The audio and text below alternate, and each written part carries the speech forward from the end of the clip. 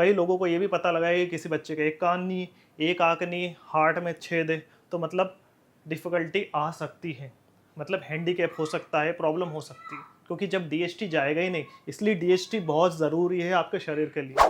Tropical versus oral finasteride, वो finasteride जो minoxidil के साथ आता है या फिर आप टेबलेट खाते हैं, दोनों में से सबसे ज़्यादा इफेक्टिव क्या है, प्लस दोनों में से सबसे ज़्यादा साइड इफेक्ट क्यों देते हैं? ये स्टेरॉइड है और जाहिर सी बात है स्टेरॉइड के साइड इफेक्ट तो होंगे, बट वो लोग जैसे यूज़ कर रहे हैं या फिर इनिशियल स्टेज पे यूज़ करना चाहते हैं उनके लिए बहुत अच्छी वीडियो है। जब मैंने अपने चैनल पे ये जब वीडियो डाली थी remdesivir versus minoxidil, natural DHT blocker और बेस्ट हेयर सप्लीमेंट और साथ में मिनॉक्सिडिल एंड फिनेस्ट्राइड, तो लोगों के काफ़ी सवाल आए, लोगों को वीडियो अच्छी लगी और उसके बाद उन्होंने इसमें कमेंट करा कि फिनेस्ट्राइड हम यूज़ करें ना करें, कैसे करें, ओरल खाए टेबलेट खाए, किसके लिए ठीक है, शादी हो रही है नहीं हो रही है, बच्चे पैदा करने नहीं करने, कब बंद करने कब चालू करने, तो काफ़ी सारे क्वेश्चन। डीएचटी तो वैसे भी मैंने पहले बता चुका हूँ, बट फिर भी आपको बता दूँ, जब आपका टेस्टोस्टेरोन 5 अल्फा रिडक्ट के साथ मिलता है तो एक दोनों इस रिसेप्टर के साथ जब मिलता है तो बनाता है डीएचटी, और ये डीएचटी जब आपके एंड्रोजन रिसेप्टर के साथ मिलता है तो जाता है आपके हेयर फॉलिक्स पे और प्रोस्टेट पे, मतलब आपके जो हेयर फॉलिक्स से जड़ है ना उसको धीरे धीरे श्रिंक करने लग जाता है, वहाँ पर इकट्ठा होने लग जाता है। ड्यूटास्ट्राइड फिनेस्ट्राइड क्या करता है, 5 अल्फा रिडक्टस जो है ना इसके टेस्टोस्टेरोन को मिलने ही नहीं देता, और जब मिलेगा नहीं तो डीएचटी बनेगा नहीं, और डीएचटी बनेगा नहीं तो हेयर फॉलिक्स तक जाएगा नहीं, तो वहाँ डीएचटी इकट्ठा नहीं होगा, धीरे धीरे डीएचटी के लेवल वहाँ कम हो जाएगा हेयर फॉलिक्स में, और आपका जो हेयर जो रूट जो पकड़ के रखा था वो खुल जाएगी और वापस हेयर डेंसिटी ग्रोथ वगैरह सब आपकी हो जाएगी। ये जनरली काम होता है ड्यूटास्ट्राइड और डीएचटी ब्लॉकर का। अब हम सबको मालूम है फिनेस्ट्राइड स्टेरॉइड है, नेचुरल नहीं है, सिंथेटिक है, सीधी सी बात है, और कोई भी दुनिया का स्टेरॉइड है वो साइड इफेक्ट करता ही करता है, मानो या ना मानो, कुछ कम करता है कुछ ज़्यादा करता है, लेकिन लंबे समय में करता ही करता है। सिर्फ ओरल फिनेस्ट्राइड ही एफडीए अप्रूव्ड है, ट्रॉपिकल फिनेस्ट्राइड एफडीए अप्रूव्ड नहीं है, इसलिए आपने देखा होगा ट्रॉपिकल फिनेस्ट्राइड आप देखेंगे कि ये आप अमेजोन में भी मिल जाएगा, फ्लिपकार्ट में भी मिल जाएगा, सब जगह मिल जाएगा, लेकिन ओरल फिनेस्ट्राइड जिसको ड्यूटास्ट्राइड फिनेस्ट्राइड, पैरासीटामोल देखा, एंटीबायोटिक देखा, ये सब नहीं मिलती अमेजोन पे, क्यों? क्योंकि डॉक्टर प्रिस्क्राइब्ड है। फिनेस्ट्राइड एफडीए अप्रूव्ड नहीं है, इसलिए ऑनलाइन अमेजोन फ्लिपकार्ट हर जगह ही मिल जाती है। दूसरा, इस पे 1000 से ज़्यादा क्लिनिकल ट्रायल हुए और इसमें भी कम से कम 100 से ज़्यादा हुए, लेकिन ये प्राइवेट कराए गए। प्राइवेट मतलब प्राइवेट इंस्टीट्यूट करा रही है, कोई कंपनी अगर फिनेस्ट्रेट के साथ मिनॉक्सिडिल, जैसे कसिप्ला कंपनी मान लीजिए, उसका ट्यूगेन आता है मेन, या फिर फिनेस्ट्रेट मोर एफ आता है इंटास का, तो वो प्राइवेट खुद अपना एक रिसर्च कराती है, एफडीए नहीं करता है। क्यों? क्योंकि एफडीए ने ट्रॉपिकल अप्रूव नहीं दिया। तो ओरल फिनेस्ट्राइड डॉक्टर ही प्रिस्क्राइब कर सकता है, ये ओटीसी में आती है, ठीक है, इसको भी डॉक्टर कर सकता है, और दोनों का काम है डीएचटी ब्लॉकर, मतलब डायहाइड्रोटेस्टोस्टेरोन को बनने नहीं देती। अब ट्रॉपिकल और ओरल दोनों कर रहे हैं भैया डीएचटी को ब्लॉक, लेकिन हमको ध्यान रखना है कि दोनों में से सबसे कम side effect, local side effect या सिस्टमिक साइड इफेक्ट किस में हो रहे हैं, ठीक है। सबसे पहले बात करें हम ओरल की, ठीक है, जो आप टेबलेट खाते हैं किस फॉर्म में, फिनेस्ट्राइड, ड्यूटास्ट्राइड, फिनफेशिया, इन नाम से आती है, ठीक है। तो आप जब भी खाते हैं तो आपको 6 तरह के साइड इफेक्ट उस टेबलेट में होती है, ठीक है। हेयर शेडिंग, बाल अपने आप शेडिंग फेस में चले जाते हैं, इरेक्टाइल डायसफंक्शन सबको मालूम है, डिक्रीज सेक्स ड्राइव, ठीक है, और उसके साथ साथ टेस्टिकुलर डिस्कम्फर्ट, टेस्टिस में अनकंफर्टेबल रखना, स्किन रैशेस, इंपोर्टेंसी मतलब कभी बाप ना बनना, ठीक है। ये 6 तरह के साइड इफेक्ट होते हैं डीएचटी का। अब लोग सोचते हैं डीएचटी होना बहुत बुरी चीज़ नहीं, डीएचटी होगा तभी एक आदमी मर्द बनता है, उसके आवाज़, उसकी दाढ़ी, मेल फीमेल में जो डिफरेंस करते हैं ना वो डीएचटी करता है, टेस्टोस्टेरोन। तो जब आप ओरल खाते हो तो अपर बॉडी और लोअर बॉडी दोनों पे ही इफेक्ट करता है, लेकिन जो टॉपिकल रहता है वो माना जाता है कि सिर्फ अपर बॉडी मतलब आपके सिर पे ही करता है, मतलब लोकल जो साइड इफेक्ट है ना, मतलब लोकल मतलब जिस जगह आप लगा रहे हो ना उस जगह इफेक्ट कम करते हैं। तो रिसर्च से ये पाया गया है कि टॉपिकल ओरल ही करता है, ये ऐसा बताया गया है। तो क्या ये 6 साइड इफेक्ट टॉपिकल पे नहीं होंगे? देखिए, इसके ऊपर बहुत सारे वीडियो बनी, बहुत सारे डॉक्टर कहते हैं, बहुत सारे लोग कहते हैं, लेकिन फिर भी कई ऐसे लोग आपने देखे होंगे जो टॉपिकल यूज़ करने के बाद भी दिक्कत आ रही है, क्योंकि ओवरऑल आप स्टेरॉइड यहाँ लगाओ या सिर पे लगाओ, वो एब्जॉर्ब होती है बॉडी में और आपकी बॉडी उस तरह से काम करती है, ठीक है। आप कुछ भी कर लीजिए, हाँ ये कह सकते हैं कि ओरल के मुकाबले टॉपिकल का साइड इफेक्ट थोड़ा कम होता है, कुछ लोगों में बहुत ज़्यादा होगा, कुछ लोगों में कम होगा और कुछ लोगों में बिल्कुल नहीं होगा। अब बात करें इफेक्टिवनेस की कि भैया दोनों में सबसे ज़्यादा इफेक्टिव क्या है। देखिए, क्राउन और फ्रंटल की बात करें हम, मतलब क्राउन मतलब आपके यहाँ सिर पे, ठीक है, यहाँ पर किसी का बॉल्डनेस हो रहा, या फ्रंटल या टेम्पल की ये जो लाइन है, ठीक है, ये किसी के पीछे चल गई है, ये जो टेम्पल है ये पीछे चल गया, जिसको फ्रंटल कहते हैं, ठीक है। अगर आप ओरल यूज़ कर रहे हैं, मतलब टेबलेट के फॉर्म में खा रहे हैं, तो ये क्राउन में 85% लोगों को देखा गया है कि हाँ, 85% लोगों को फ़र्क पड़ा है, डेंसिटी बढ़ी है। वहीं फ्रंटल में 70% लोगों को फ़र्क पड़ा है। वहीं टॉपिकल की बात करें, जो फिनिस्ट्रेट के साथ मिक्स आता है, वहाँ पर क्राउन में 65% और फ्रंटल में 37% फ़र्क पड़ा है। लेकिन ये प्राइवेट रिसर्च जो इंस्टीट्यूट करते हैं ना, वही करिए, और ये इनका तो बहुत लंबा डाटा है, ठीक है, और ये प्राइवेट अलग अलग कंपनियों ने करा है और ये बताया गया है, इसलिए इस पे भरोसा है भी और नहीं भी। तो अब किसे यूज़ करना चाहिए और किसे नहीं करना चाहिए, ये इस चार्ट से आपको सिंपल पता चल जाएगा। अगर आप हस्बैंड वाइफ है और आपके 2 बच्चे हो चुके हैं, अब आप चाहते हैं कि लाइफ में मुझे बच्चे पैदा नहीं करना, ज़्यादा मुझे अब इतना ज़्यादा टेंशन नहीं है बच्चों का वगैरह, तो आप ओरल भी यूज़ कर सकते हैं, प्लस उसके साथ साथ टॉपिकल भी यूज़ कर सकते हैं। तो हो सकता है कि आपके बाल की लाइफ थोड़ी ज़्यादा बन जाए। वो जो माँ बाप एक बच्चा है और अगर चाहता है सिर्फ एक ही चाहिए, तो ठीक है भैया, ओरल भी यूज़ कर ले और टॉपिकल भी यूज़ कर ले। और वो जो माँ बाप चाहते हैं नहीं अभी एक बच्चा है, मेरे को एक और चाहिए, तो ओरल यूज़ ना करें, वो चाहे तो टॉपिकल यूज़ कर सकता है। कितने समय तक करना है वो मैं बताना चाहूँगा इसके बाद, ठीक है।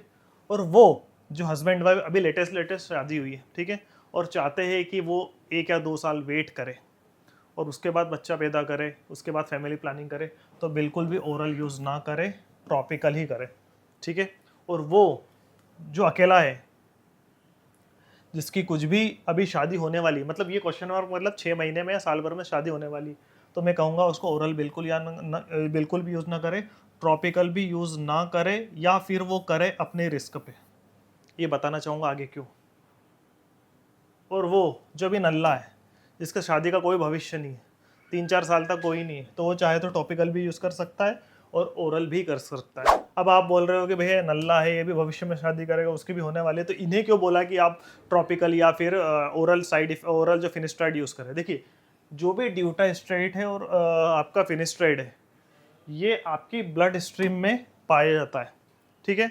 और धीरे धीरे इसके साइड इफेक्ट, अगर आप इसको 6 मंथ भी अगर बंद कर दें, 6 मंथ भी इसको बंद कर, 6 महीने, जैसे आज बंद करा तो 6 महीने में इसके जो साइड इफेक्ट है ना, उसका लेवल धीरे धीरे कम हो जाएगा। मतलब अगर आपकी सेक्स ड्राइव कम हो रही है तो ऑटोमेटिकली वो आ जाएगी, ठीक है। लो लिबिडो ऑटोमेटिकली आ जाएगी। इरेक्शन डायफ्यूजन इम्पोटेंसी तो 6, क्योंकि धीरे धीरे ब्लड स्ट्रीम में ड्यूटास्ट्राइड और फिनेस्ट्रेट को करीबन 6 महीने लगते हैं कम होने में।